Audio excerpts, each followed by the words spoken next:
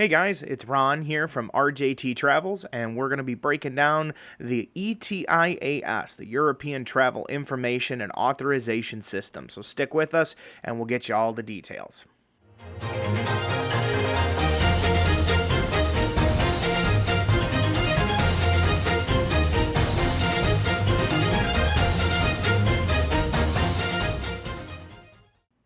Thanks for sticking with us here, guys, and letting us give you the basic breakdowns of the ETIAS, the European Travel Information and Authorization System. Boy, is that a mouthful. Basically, what this is it's going to be a form that you fill out online before you travel to Europe, and it's going to be giving you an authorization number. You will need that number every time you cross a European border. So in this thing, there are 26 countries participating in this. 22 of them are EU countries, and 4 of them are not. And as you see here, there are the countries listed. So essentially, what you're going to do is you're going to go online, and you're going to fill out this form. They're going to ask you for a boatload of information, including your name, your place of birth, your gender, your nationality. It's also going to want to know your current employer. It's also going to want to know where you're traveling, an address for where you'll be staying in each of those countries, as well as an email address, and then you're going to need some type of digital payment, a credit or debit card. To do this application, there is a fee attached to it. It's going to be €7, which right now with current conversions roughly is about $7.70 in US. So it's not overly expensive, but it will be need to pay for each application submitted. So once you do all that, you fill out the form, they're going to spit you out an ETIAS number. You will need to carry this number with you, and every time you go to pass a border, you will need your passport, and then you will need to provide this ETIAS number.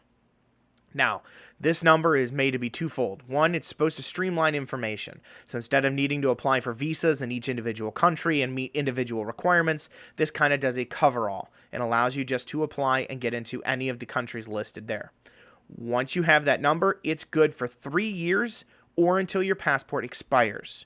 So if your passport expires in a year and a half, you'll need to get a new one with the new passport. Otherwise, it is good for 3 years. So do bear that in mind. It's not like you have to fill this out every single time you go. It is good for 3 years. The other thing that you need to know is that every traveler, even if they're under 18, needs to have an ETIAS number. Those that are under 18 or over the age of 70 do not need to pay the €7 fee, but they do need to fill it out and have an ETIAS number. If you fly to London or you fly to Paris or you fly any of these European countries and you don't have the number, they will turn you away and tell you you cannot enter the country. So just remember, even if they're only 9 years old, besides the other documentation you'll need, they will need to have an ETIAS number. They just don't have to pay the fee. Now, as far as planning for this goes, they're saying that you need a minimum 4 days to apply for this ETIAS number before you can travel. I recommend you do it before that because it's good for 3 years. Get it done. You know you're going, you booked your trip, you're all set. Just go ahead and get that ETIAS number. Because if there's any issues, if there's any holdups, if there's any more documentation they need, you want to get that done early so you're not butting up against a deadline. The other big thing to remember too is that they will be looking at your passport expiration date. And this is very important. They have said that if your passport's going to be expiring soon, within about 90 days, they will not give you an ETIAS number. So make sure if you are traveling to Europe, you're going to be applying for this number. Make sure your passport is up to date and has plenty of time to its expiration. If you're near expiration, go ahead and get that renewal done first, and then go in and apply for that ETIAS number. So big facts to remember is there's a fee attached, not a big one, but a €7 fee. If you're under 18 or over 70 years old, you don't need to pay the fee. You do need to make sure your passport's in good standing. If it's going to be expiring within 90 days, get that renewed first before you worry about doing the ETIAS. It seems like it's going to be a real straightforward, simple system.